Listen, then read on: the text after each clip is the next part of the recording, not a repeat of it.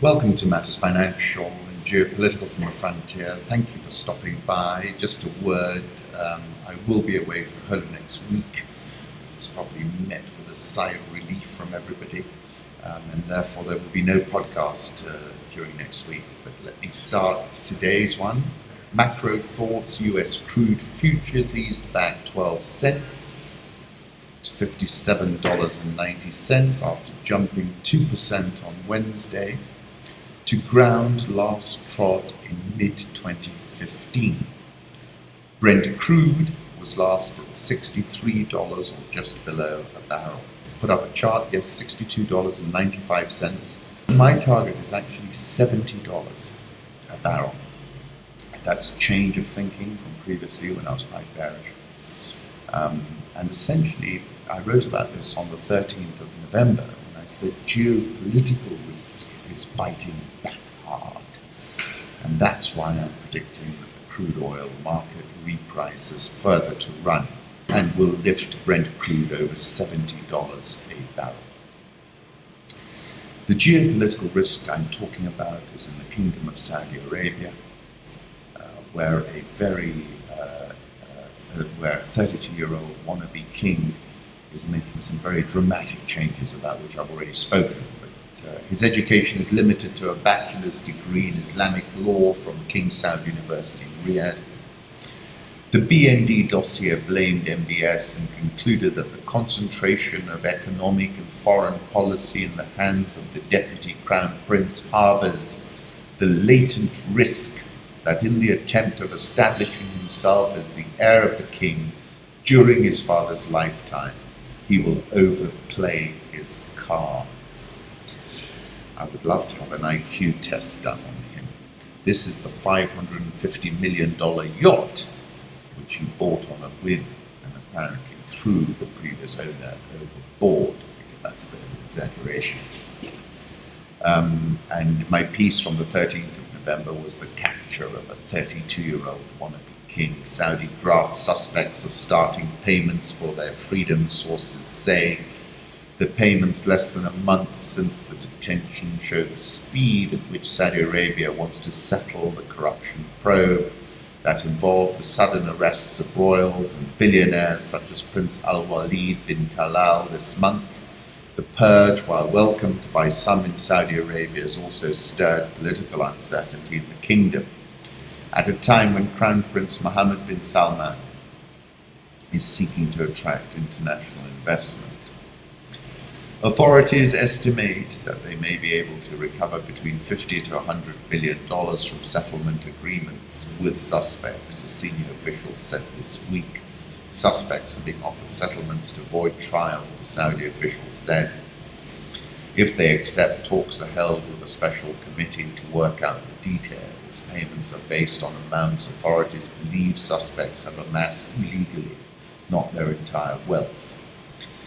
I wrote about this when I said we could see a massive $1 trillion disgorge right here. And then the Mail Online has an interesting article. Prince Alwaleed was hung upside down just to send a message. They are beating them, torturing them, slapping them, insulting them. They want to break them down, the source told the Daily Mail. Outside the hotels, they're being detained. You see the armored vehicles of the Saudi Special Forces, but inside it's a private security company. They've transferred all the guys from Abu Dhabi. Now they're in charge of everything, said the source. The source said that Salman, often referred to by his initials MBS, is conducting some of the interrogations himself. When it's something big, he asks them questions, the source said. He speaks to them very nicely in the interrogation, and then he leaves the room and the mercenaries go in. The prisoners are slapped, insulted, hung up, tortured. And this is what I said was going to happen in that article I wrote on the 13th of November. Rapper Nelly is to perform in Saudi Arabia. Only men are allowed to attend. Home thoughts, look at this. The earliest art ever found was discovered in Africa. The art is two tiny pieces of engraved ochre that is an estimated 77,000 years old. The first image of these two ladies and these two animals look as if it could have been done a year or two ago. They look as if they're in miniskirts. Political Reflections, VOA Nike Ching. Tillerson, it is clear that the situation in northern Rakhine state constitutes ethnic cleansing against the Rohingya. The question is, what is that comment? What action is that comment going to trigger? Hariri is back in Beirut attending a National Day parade in this photograph published by Reuters. I found this from Gorban Sadek, rare footage showing General Soleimani personally directing anti-ISIL operations in Iraq and Syria. At least at one moment he comes under direct fire. He has been the leader of, he's been the leading warrior of that resistance axis. Therefore, it's interesting that they are publicizing him in that manner. President Hassan Rouhani met with his Turkish counterpart, President Erdogan, in Sochi, and that took me back to a quote from the Saudi Crown Prince: "How can I communicate with them while they prepare for the arrival of Al-Mahdi al-Montazar?" Interestingly, Hannah and I were reading to The Second Coming by W.B. Yeats. And in a way, the Al-Mahdi al-Montazar is the second coming as well. 13th of November article: Saudi Arabia and its allies, UAE, Bahrain, Kuwait, are caught in an ever-tightening sheer pincer. The paranoia in the palaces in Saudi Arabia is real and existential, and what is also clear is that Bibi Netanyahu, MBZ, Jared Kushner, and a Trump carte blanche have all leveraged this existential paranoia to effect not a state capture, but a kingdom capture. And I was saying the Guptas were a precursor for this particular capture. And I was also saying that I felt this was the most perilous moment for the House of Saud that I can recall. Taking on Iran, I said, looks like will be the straw that breaks the camel's back. And this was also funny from 06 Jank, pick your team. And on one side you have the orb, and on the other you have the resistance. Putin sees real chance to end Syria war at talks with Iran and Turkey. Putin said there's a real chance to end the 6.5-year civil war in Syria as he's secured backing from his Turkish and Iranian counterparts for a peace initiative that's likely to keep his ally Bashar al-Assad in power. The militants in Syria have been dealt a decisive blow, and a real chance has appeared to bring an end to many years of civil war, Putin said, adding that a political settlement in Syria is now the strategic task. The three leaders discussed Assad's commitment to a political process, including a new constitution and the holding of free and fair parliamentary and presidential elections. Putin said he's going to win that hands down.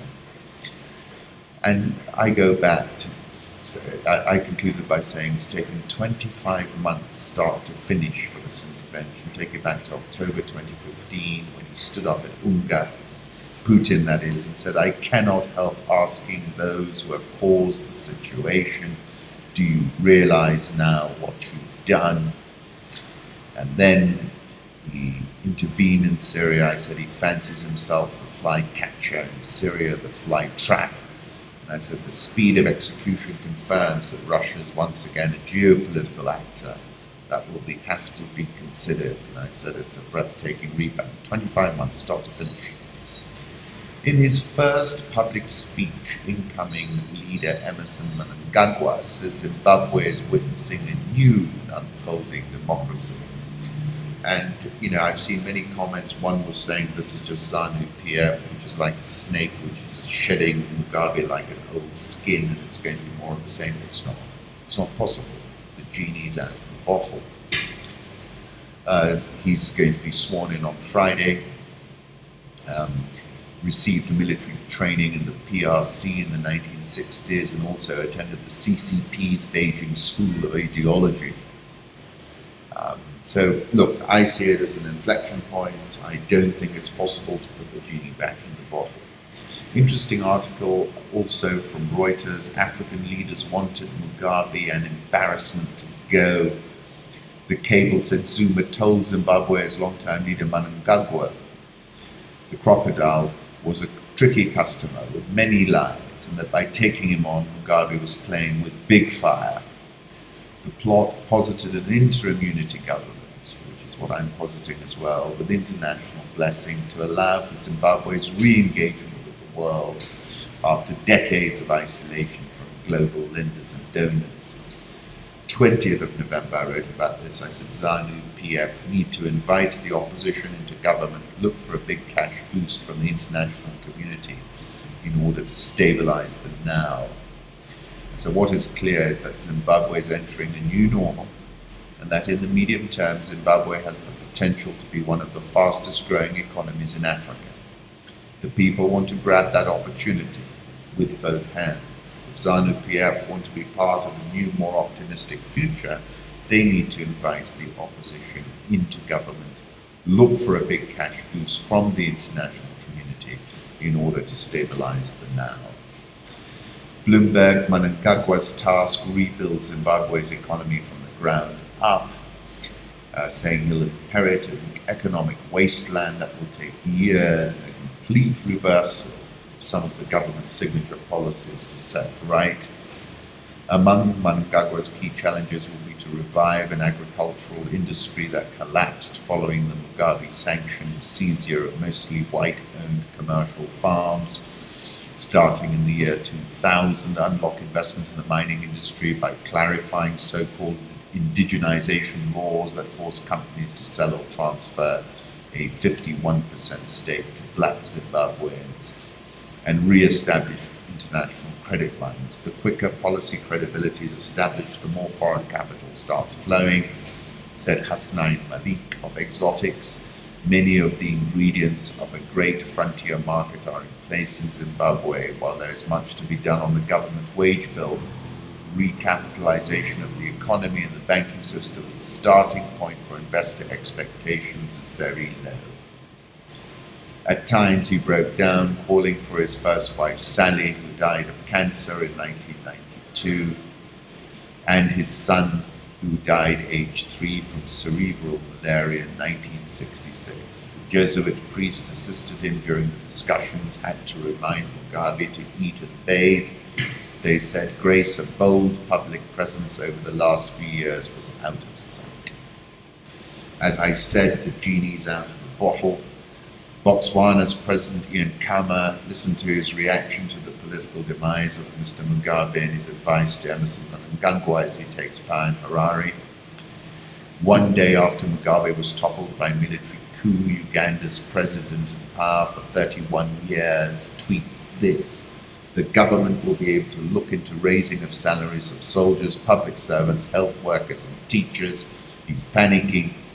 Now that the economic situation in Uganda is improving, the government will be able to look into raising of salaries of soldiers, public servants, health workers, teachers, and also deal with institutional housing.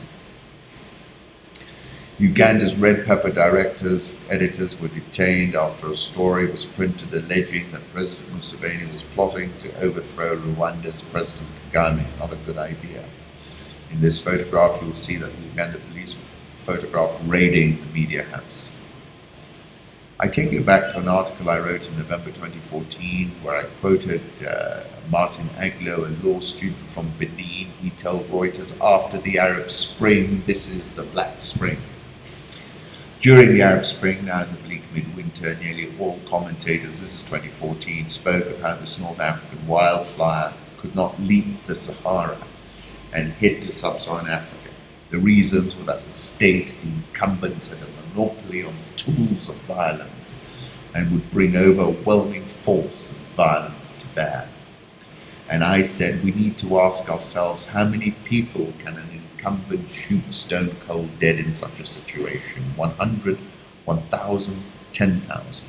I said, this is another point. There is a threshold beyond which the incumbent can't go. Where that threshold lies will be discovered in the throes of the event. I was referring to Burkina Faso where over 60% are aged between 17 and 24 years, according to the World Bank. And I said then the country's youth flex their muscles. What's clear is that a very young, very informed, very connected African youth demographic. Many characterize this as a demographic dividend, which for beautiful Blaise turned into a demographic terminator, is set to alter the existing equilibrium between the rulers and the subjects. A rebalancing has begun, and I think Zimbabwe is part of that rebalancing we saw start in 2014. Gambia was another example, and that's what I mean when I say the genie's out of the bottle. The four arms of government African style, according to IGADO from Cobo 3. Impeach Trump billboards have come to Times Square, according to Zero Hedge. Let's move on to the international markets. Dollar got dumped, bonds buoyant on Fed inflation caution. The dollar's rout came after minutes of the Fed's last meeting showed many participants were concerned inflation would stay below the bank's 2% target for longer than expected. The US dollar was already staggering into Thanksgiving when the FOMC minutes gave it another shove, said Sean Callow, a senior currency trader at Westpac. The FOMC seems to be increasingly uneasy about ongoing softness in inflation. I conclude by saying, so Powell is a little pussycat. Pound fell and then rallied, now trading at 132.98. Take a look at this chart from yesterday to see that it's quite a turnaround happened. This is a cartoon via the Telegraph about the budget. Britain's growth is predicted to be lower than forecast in every year to 2021. 2017, 1.5% versus 2% in March. 2018, 1.4% versus 1.6%. 2019, 1.3% versus 1.7%. 2020, 1.3%. 2021, 1.5%. Dollar yen has had a substantial move. The yen has strengthened. It's now near a critical cluster of support. Last trading at 111.26. The target is surely 108. Dollar yen. This is another chart from Rafi Kadian to give you another idea around it. Again, the target looks like 108. Euro dollar. Hardly, they had a big sell-off on Monday on the news coming out of Germany, and now we've rallied over a big figure. Last trading, according to my screen, 118.41. Rafi thinks 118.55, 118.85 are the key levels on that. Currency markets, let me run you through that. Euro dollar 118.42, climbed from 117.31 on Wednesday. Dollar index is below 93.50, not a good sign. We've spoken about that before. Japanese yen 111.26, Swiss franc 0.9815, pound was above 133, is back below it at 132.94. Australian dollar, that's turned around, I'm sure, as well. Where are we on that? 0.7616. The Real 322.42, Egyptian pound 17.7153, South African rand. Now that's really stormed higher, broken through 13.86, but they've got a big triple witching hour on Friday. All the ratings agencies will revert on the domestic debt. If it drops to junk status, there's going to be a massive eject button being pressed. Dollar index 3-month chart 93.50 was the key level, as I've said. We're now below it. It's bearish. Southeast Asia's hot, says David Inglis. Have a look at this. Growth rates in that area. What a crazy number. Just in Singapore, Q3 GDP expanded by 8.8% quarter on quarter on an annualized basis. Chinese stocks fell the most this year. It's from David Inglis as well. Gold last trading at 1289.33. WTI, we're currently at 57.85. My immediate target is 60. This is a chart from T Commodity, and this is another chart from Holger, target 60, but I think we're going higher. Venezuela's annual inflation rate soars to 4,114%. It's a new all-time high. That's from High A. Venezuela's 5-year default probability at 100%. Erdogan economics are a sure way to a currency prices. Turkish lira hits fresh lifetime lows this morning, cementing its place as world's worst currency this year. Sub-Saharan Africa, there's a call to prosecute Angola ex-President José Eduardo dos Santos. Angola's MPLA party veteran and historian Ambrosio Lukoki wants former President José Eduardo dos Santos prosecuted. He's currently the Angolan ambassador to Tanzania. Mr. Dos Santos had in March 2016 indicated he would quit politics in 2018. It is convenient that José Eduardo dos Santos immediately resigns from the MPLA post so that President João Lourenço can operate unhindered, he said. It's just mind-boggling the speed at which Dos Santos is being unraveled. Lourenço is burning the ground under his feet. South African all-share up 19.93% year-to-date. 1 month dollar rand implied volatility soared to the highest in 2 years. Market unsure about where it's going to go, but on balance, I think the market is expecting no change by the ratings agencies and a relief rally in the rand. Dollar rand, take a look at this 6-month chart.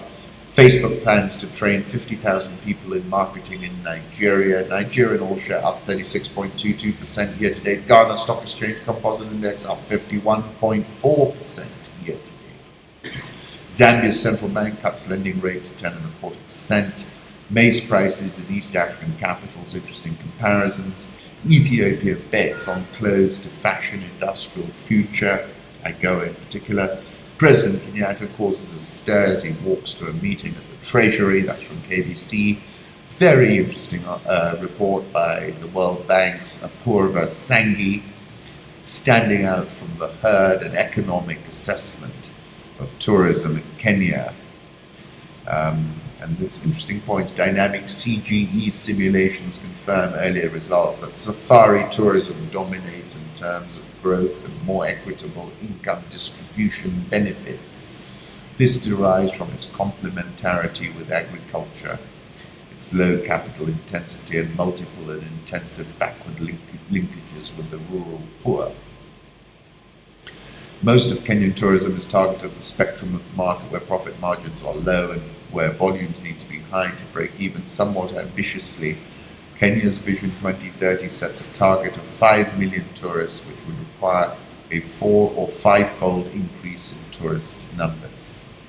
The tourism sector, especially nature-based tourism, has played a pivotal role in shaping Kenya's development fortunes. Tourism dominates the service sector, 67% of the economy, and it is the third largest source of foreign exchange in the country. The World Travel Tourism Council estimates that it contributes about 10% of GDP, direct and indirect. Business and conference travel is a segment with much potential. I couldn't agree more, but you need a new conference center. Travelers in the premium wildlife sector spend twice as much per day than those in other segments of the market. Kenyan tourism industry is at a crossroads and must take a strategic decision on how to develop its offerings. Of greater concern is the irreversible damage that could occur to natural habitats, which is the asset base for safari tourism. Most of Kenya's key tourist attractions are under pressure and showing signs of degradation. Perhaps most troubling, recent population monitoring suggests that long-term declines in many of the charismatic species that attract tourists, lions, elephants, giraffe, impala, and other animals, are occurring at the same rates within the country's national parks as outside of these protected areas. I wrote a piece in May addressing this where I said, let's be innovative, take a read. This is a photograph of zebras at the Athi Dam in the Nairobi National Park, another one of a zebra crossing in Amboseli. And then a little bit of a video we took down in the Savo to get a flavor of Savo West, the volcanic rolling hills, the filtered water, the elephants. Really a remarkable place. Nairobi all shares up 5.542% over 2 sessions since the Supreme Court decision was known. It's up now 29.12% year to date. Safaricom has ranked 8.73% higher over 2 trading sessions, and the violence of the move is the signal. It has now served up a mouth-watering 51.27% total return in 2017 and is just 12.5% away from my year-end target of 32. It's at a record Barclays reported quarter 3 earnings per share declined 12.5%. The share price is up on a total return basis, a total of 23.076% year to date. Let's just take a look at what they reported. Trading P 7.35. I think that's inexpensive. Kenya government securities are available for sale, 57 billion. Loans and advances to customers net, 167 billion. So that was up 5.292%. Total assets, 277.96 billion. Profit before tax was down 11.527%. Profit after tax down 12.044%. EPS down 12.5%. I think it's a bit of a buy. I think the valuation is inexpensive. I think people are overly concerned about the divestment from Barclays PLC. And I, for one, think that it's a buy on the dips story. NIC Bank reported quarter 3 earnings per share down 1.33%. That's up 47.11% on a total return basis this year. Kenya government securities, 28.5 billion. That was up 31.989%. Loans and advances to customers net, up 7.316%. That's 118.55 billion. Profit and loss before tax was down 7.3%. Profit after tax down 1.324%. Q3 EPS down 1.33%. John Gachora, whom I know well, is leading this second-tier bank with some panache. And Saiton mentioned that he's the 9th biggest shareholder, and it's easy to understand why you want to back John. NSE 20 is up 20.5% year to date. Once again, thank you for stopping by. Appreciate it.